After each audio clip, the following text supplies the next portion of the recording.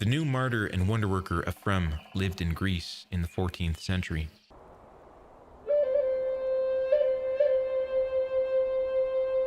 His father died when he was young, and his pious mother was left to care for 7 children by herself. When Ephraem reached the age of 14, he entered the monastery on the mountains just east of Athens, Greece. Being inflamed with love of God, Ephraem eagerly placed himself under the monastic discipline.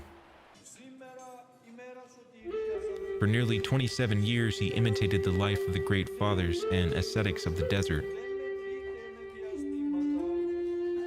With divine zeal, he followed Christ and turned away from the attractions of this world.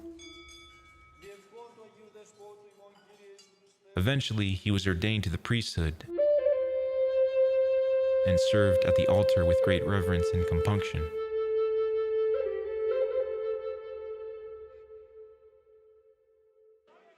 On September 14th, 1425, the barbarous Turks launched an invasion by sea, destroying the monastery and looting the surrounding area.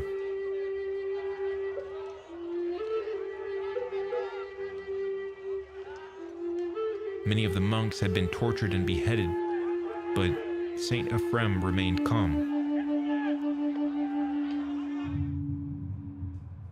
This infuriated the Turks, so they imprisoned him in order to torture him and force him to deny Christ.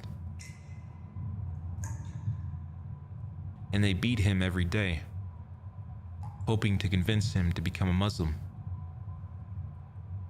For several months he endured horrible torments, and when the Turks realized that the saint remained faithful to Christ, they decided to put him to death. On Tuesday, May 5th, 1426, they led him from his cell.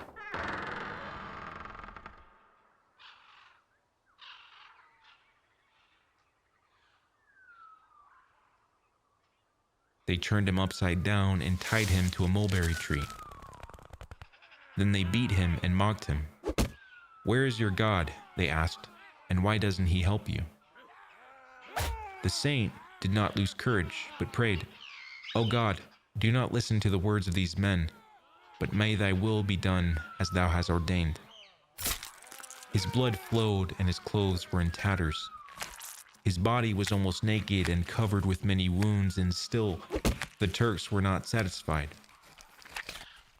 One of them took a flaming stick and plunged it violently into the saint's navel. They repeated the same painful torments many times, and soon he grew too weak to speak. So he prayed silently, asking God to forgive his sins. Then he lapsed into unconsciousness. Thinking that he had died, the Turks cut the ropes which bound him to the tree, and the saint's body fell to the ground. Their rage was still not diminished, so they continued to kick and beat him. After a while, the saint opened his eyes and prayed, "Lord, I give up my spirit to thee."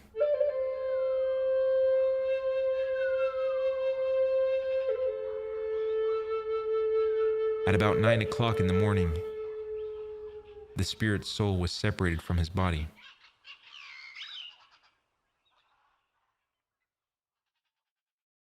Saint Ephraem's story was lost in time for 500 years, until 1950.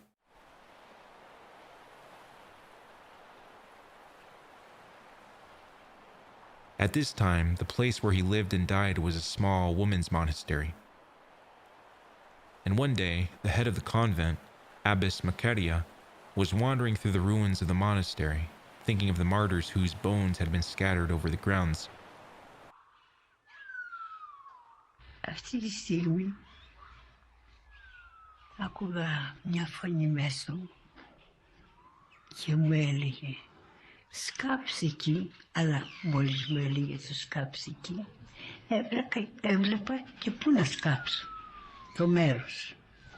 «Σκάψε εκεί και θα βρεις», μου έλεγε η φωνή. «Σκάψε εκεί συνέχεια και θα βρεις», και όλο το ίδιο. Και μου έδειχνε το μέρος που έσκαβα. Οπότε πήρα κάποιον άνθρωπο να με βοηθήσει στο σκάψιμο. Και ενώ έδειχνα στον άνθρωπο μου λέει πού θα σκάψω και θα έδειχνα το μέρος που θα έσκαβε. Και εκείνο δεν ήθελε εκεί παντάπαση να σκάψει τίποτα. Τέλος πάντων, αφού είδα ότι δεν επρόκειτο να με ακούσει, να σκάψει εκεί που το έλεγα, τον άφησα ελεύθερο, πήγαινε όπου θέλεις και σκάψε, με την πεποίθηση ότι θα γυρίσει πίσω βέβαια, να σκάψει εκεί που ήθελα. Και έτσι έγινε. Πήγε σε 3-4 μέρη και δεν μπόρεσε να σκάψει, γιατί εγώ έμεινα εκεί και παρακαλούσα να μην μπορεί να σκάψει όπου πάει. Και έτσι δεν μπόρεσε να σκάψει και μετά πήρε την απόφαση και ήρθε. Τέλος πάντων, λέει, ας σκάψουμε εδώ, αφού δεν μπορούσε να κάνει διαφορετικά. Και όπως έσκαβε λοιπόν, το έλεγα σιγά μην κουράζει, αλλά εγώ φοβόμουν να μην μου κάνει ζημιά σε αυτό που περίμενα. Και αφού φτάσαμε σε ένα μέτρο, σε ένα βάθος 1,70, θα ήταν περίπου ας πούμε εκεί, αυτή βρέθηκε το κεφαλάκι του. Του λέω, άντε τώρα, ευχαριστώ πολύ, πήγαινε γιατί κουράστηκες. Και έφυγε αυτός και εγώ μόνη με το χέρι μου ήθελα για να το προσέξω, γιατί έσκαβε πολύ νευρικά και κάπως επειδή δεν το ήθελε.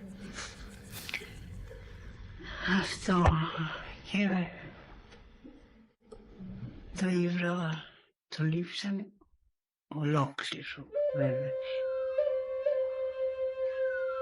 Και προσπάθησα να πάρω το χώμα από πάνω και να το δω ολοκληρωμένο. Ήθελα.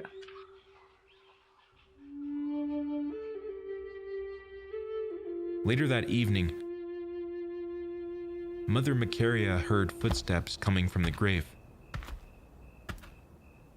moving across the courtyard and coming toward the door of the church. She was afraid to turn around and look, but then she heard a voice. How long are you going to leave me here? She saw a tall monk with small round eyes whose beard reached his chest. In his left hand was a bright light, and he gave a blessing with his right hand, then disappeared.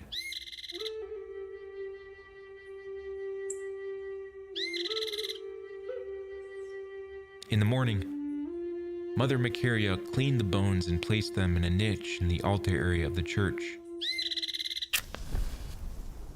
and lit a candle before them. That night, Saint Ephraem appeared to her in a dream. He thanked her for caring for his relics, and he said, "My name is Saint Ephraem." From his own lips, she heard the story of his life and martyrdom. Throughout the world, Saint Ephraem is known for helping those addicted to drugs. In the 1990s, a young man in America was struggling with drug addiction. Due to an overdose, the young man ended up in a hospital in a coma. Once he miraculously came to, he said to those in the room that he saw a man who looked like a radiant monk who came to him and said, "I have been praying for you. God has given you another chance. You will live, but you must correct your life. Go to Greece and visit the resting place of my bones. Give thanks to God for your salvation. My name is Ephraem."